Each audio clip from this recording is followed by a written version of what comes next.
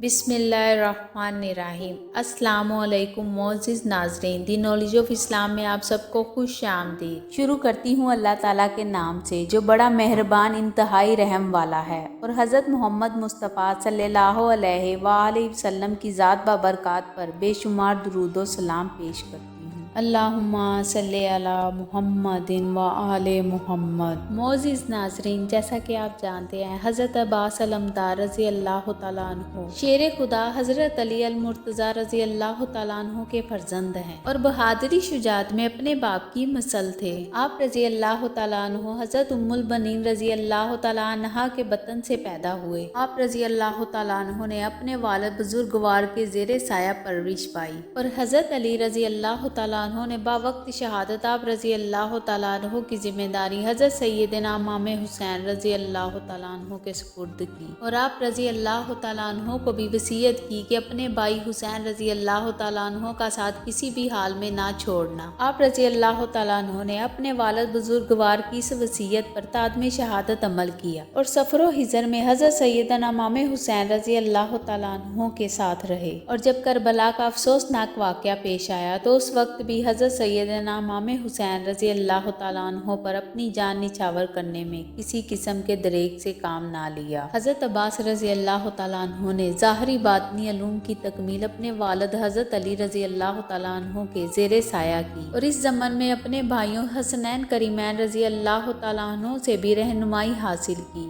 آپ رضی اللہ تعالیٰ عنہ کی زندگی کا بڑا حصہ حضرت سیدنا امام حسین رضی اللہ تعالیٰ عنہ کے ہمراہ گزرا، اور آپ رضی اللہ تعالیٰ عنہ خود کو حضرت سیدنا امام حسین رضی اللہ تعالیٰ عنہ کا غلام کہا کرتے تھے، جبکہ حضرت سیدنا امام حسین رضی اللہ تعالیٰ عنہ ہمیشہ حضرت عباس رضی اللہ تعالیٰ عنہ کی اسی طرح عزت کیا کرتے تھے جیسا کہ ایک بڑا بھائی چھوٹے بھائی کی عزت کرتا ہے، اور یہی وجہ ہے کہ جب آپ رضی اللہ تعالیٰ عنہ کو کربلا میں شہید کیا گیا تو آپ رضی اللہ تعالیٰ عنہ کی شہادت کا سب سے زیادہ غم حضرت سیدنا امام حسین رضی اللہ تعالیٰ عنہ کو تھا، اور اسی موقع پر حضرت سیدنا امام حسین رضی اللہ تعالیٰ عنہ نے لشکر یزیدی سے کہا تھا کہ آج تم نے میری کمر توڑ دی۔ معزز ناظرین، حضرت عباس علمدار رضی اللہ تعالیٰ عنہ سن 26 ہجری میں مدینہ منورہ میں پیدا ہوئے۔ روایات میں آتا ہے کہ جب حضرت ام البنین رضی اللہ تعالیٰ عنہ کے ہاں حضرت عباس رضی اللہ تعالیٰ عنہ کی پیدائش ہوئی اور اس کی اطلاع حضرت علی شیر خدا رضی اللہ تعالیٰ عنہ کو ہوئی تو آپ رضی اللہ تعالیٰ عنہ سروجود ہو گئے اور اللہ تعالیٰ کا شکر ادا کیا۔ پھر آپ رضی اللہ تعالیٰ عنہ نے اپنے بیٹے کا نام عباس رکھا، اور عباس کے معنی شیر کے ہیں۔ حضرت عباس علمدار رضی اللہ تعالیٰ عنہ کی پیدائش کے 7ویں روز آپ رضی اللہ تعالیٰ عنہ کا عقیقہ ادا کیا گیا، اور روایات کے مطابق آپ رضی اللہ تعالیٰ عنہ کی پیدائش کے 7ویں دن ہی آپ رضی اللہ تعالیٰ عنہ کا نام حضرت علی شیر خدا رضی اللہ تعالیٰ عنہ نے عباس رکھا۔ حضور نبی کریم صلی اللہ علیہ وآلہ وسلم نے فرمایا تھا کہ میں علم کا شہر ہوں